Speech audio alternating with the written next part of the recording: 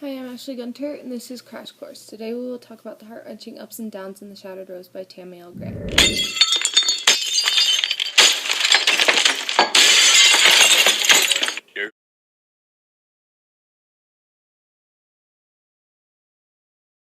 Shattered Rose is about a young girl in her early 20s struggling with the internal war that is her life.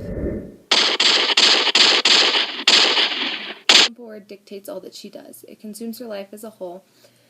That word is perfection, and to Avery Nichols this term is everything. She has to have the perfect grades, perfect body, and perfect boy. Simply the perfect life.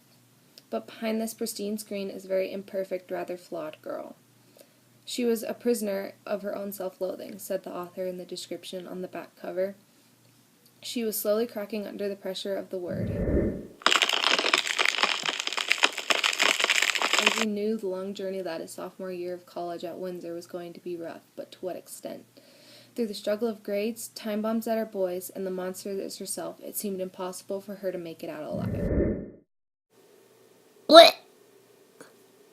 For a moment in time, a single individual takes that all away. With one look, from those beautiful, fooling eyes of his, Avery's falling at her knees, slowly but surely becoming deeply and unconditionally in love with him.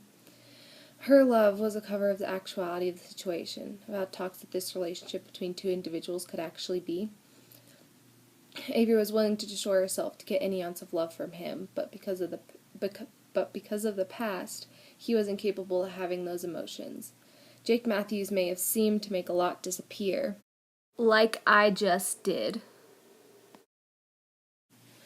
But even more came out with him in her life, trying to gain the love and approval of the perfect guy that is everything she needed and wanted.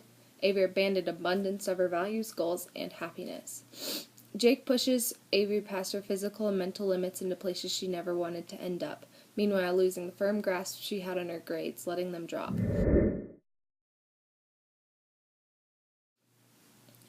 In the end, looking back, Jake was a pretty good actor, as he masked all of his true intentions as emotions that didn't even exist, and frankly never could. Haha, like the mask with Jim Carrey. Get it? His true desires appear when he reveals that he doesn't want the same outcome as Avery in this relationship and is caught with another girl. The bomb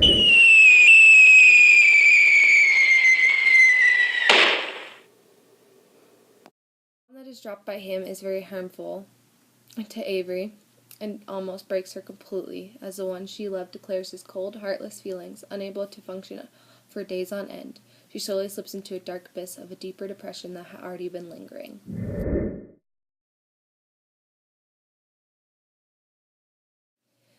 She thought she could trust putting her heart in Jake's hands, ultimately destroying it completely.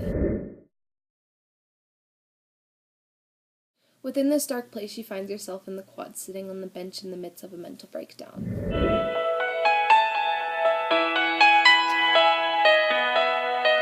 All the while, a concert going on around her. She was shaking slightly, tears running down her face rapidly, gripping the side of the bench so tight that her knuckles were going white. She was crying so hard that it was hard to breathe, and everything around her was a blur. Sight and sound robbed by this disruption. She was completely numb. Avery never thought she would be able to get herself out of this place, currently in the worst mental state of herself possible.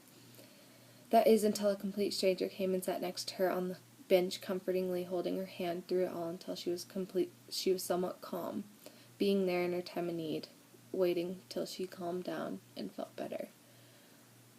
This would be a life-changing moment for Avery as she embarked on a better time of herself, but little did she know this stranger would eventually become a huge helpful part of her life, not a waver in his intention.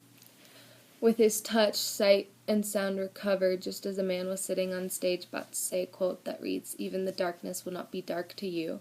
The night will shine like day, for darkness is as light to you. For you created my inmost beings. You knit me together in my mother's womb. I praise you because I am fearfully and wonderfully made," which had been ingrained in her mind, deep down sparking an emotion that she hadn't felt in a while, one that felt like hope. This quote helping her continue to push through these extremely rough times. unusually relating back to her life in that random moment. The unusual stranger had brought back the slight spark of hope, one that would evolve into a fire.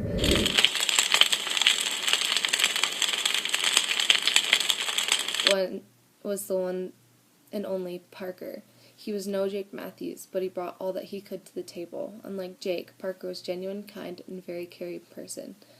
With all that, Avery's fragile heart had almost healed. It may have not been what Jake wanted, but to Parker she was everything. She may have had her flaws, but she was perfect to Parker. And through everything, Parker taught Avery that perfection and love is in the eyes of the beholder, something that Avery hated about herself. Parker loved. Something that Avery may see as broken, Parker saw as perfect.